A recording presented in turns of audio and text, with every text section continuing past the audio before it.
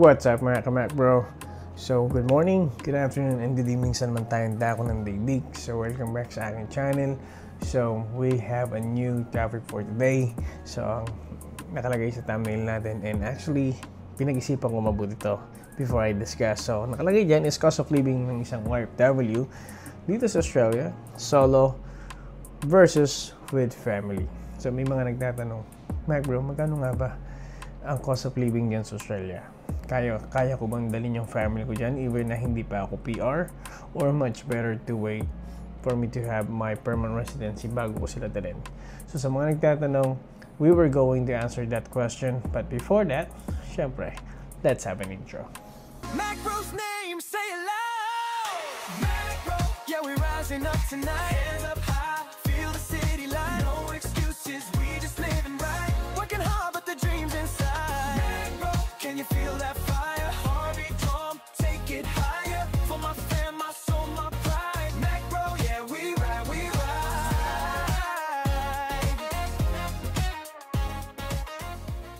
So yun.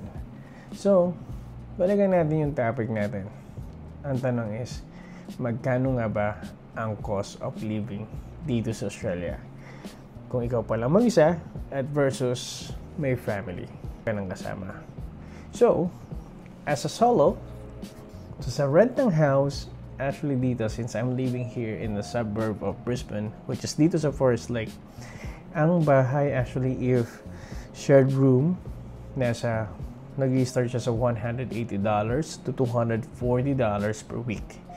So medyo mataas na siya, since nga medyo mataas na yung demand ng mga housing, even apartments or shared room. Medyo mataas na yung demand dito since malapit tayo sa city, kaya medyo mataas na siya per week. Nasa around $180 to $240, sometimes na $260 per week. Medyo mataas siya. Then kung studio or granny flat, yan is medyo mas mataas siya, since pagka granny flat kasi yun yung parang solong bahay pero hindi yun yung pinaka main house, so probably nakapwesto ka sa likod ng bahay, or yun yung tinatawag na granny flat na parang studio type siya pero at least may sarili kang banyo, may sarili kang kusina, may sala ka pero maliit lang.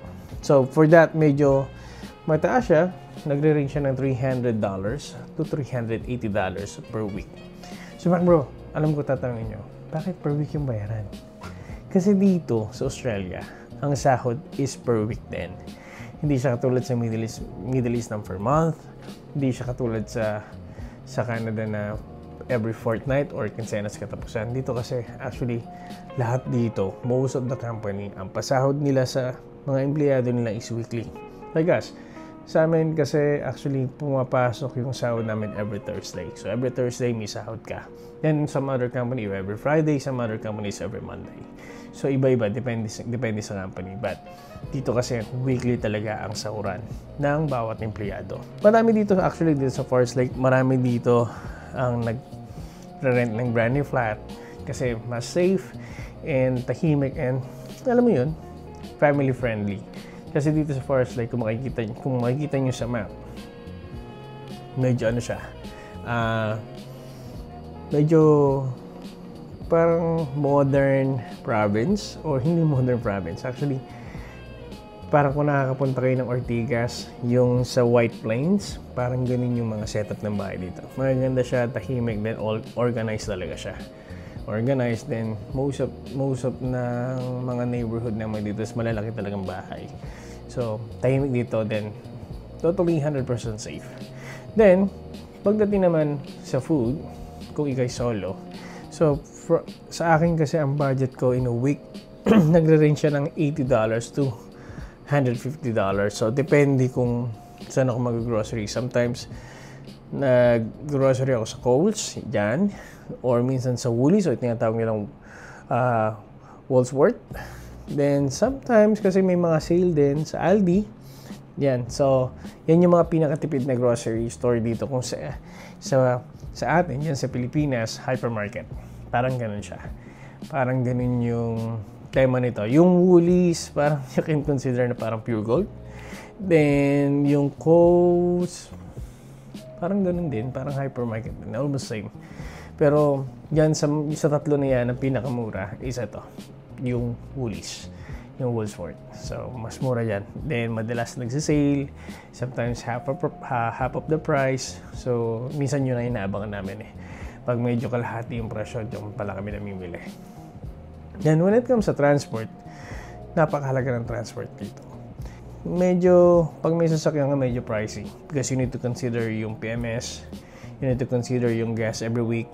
Then, if ever you are traveling going to the city, then some of the highways kasi or some of the access or motorway merong mga toll. So, usually ang toll naman is nagkakalaga ng $3.60, $4, sometimes $7 kung papunta ka ng airport. So, medyo mahal pag may sasakyan. But if you are going to use a bus or train, so combo yun. Usually, if you are working in a city, so ang per week mo probably nagre-range siya ng $35 to $50 per week. So, depende sa zone kung saan ka magtatrabaho. Then, pagdating sa utilities, so dito sa bahay, medyo mahal. Kasi ang utilities dito is yung kuryente, then water. Medyo nagre-range kami ng $20 to $40 per week. Then, syempre, kung may phone plan ka, kasi dito we're using Telstra or Optus. So, dito kasi gamit ko is Telstra. So, per month ko is from before is nasa $70, now nasa $98 na per month. So, since kumuha ko ng extra phone kasi papadala ko sa Pilipinas. So, tumaas ng konti yung monthly ko. Naging $99 na siya or $99 or $98 per month.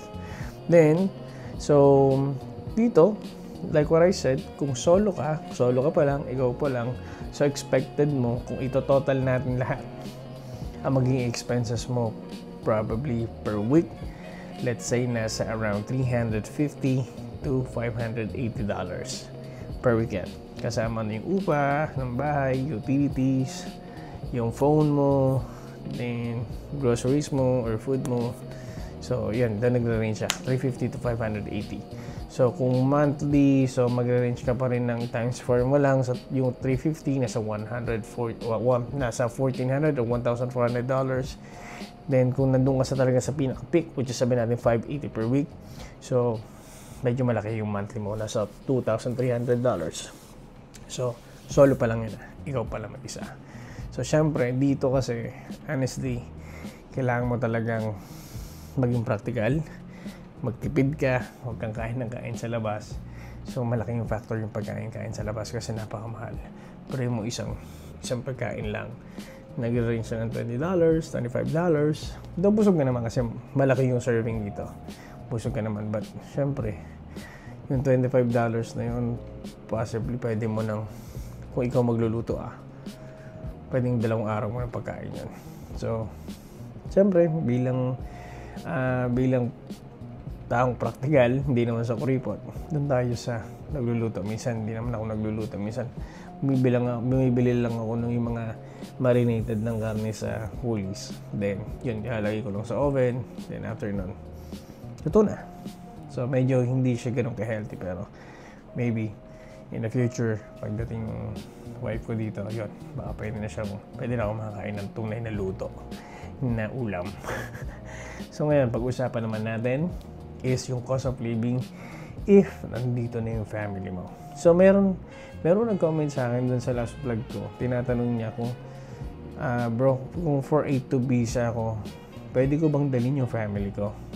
Sagot ko sa kanya, yes, you can bring your family, but may mga employer kasi na kung swerte ka sa employer mo, they can shoulder the expenses of the visa. But honestly, kung sabihin natin ang anak mo is 2, then yung asawa mo, so more or less ang gastos mo kulang $15,000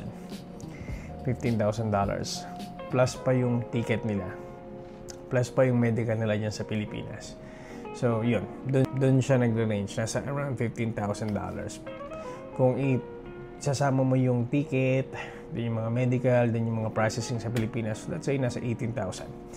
ganun kalaki yung kailangan mo maging pera bago mo sila dalhin dito, or pwede mong isabay. Kaso nga lang, yun na nga, yun yung gusto kong pag-usapan, pagkasama ng family mo, especially if you are not a permanent resident pa, magkano nga ba magiging gastos mo?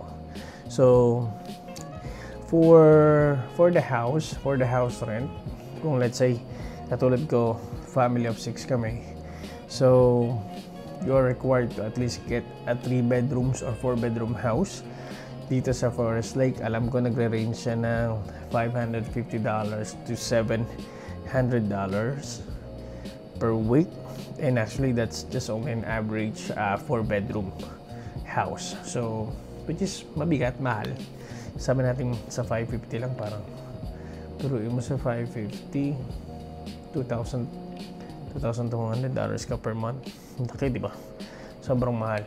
Then since a family of 6, I tried to compute, yun yung pinaka-practical na budget na nagre-range pagdating sa groceries. So sa family of 6, tipid na yung $250 to $320 per week na food.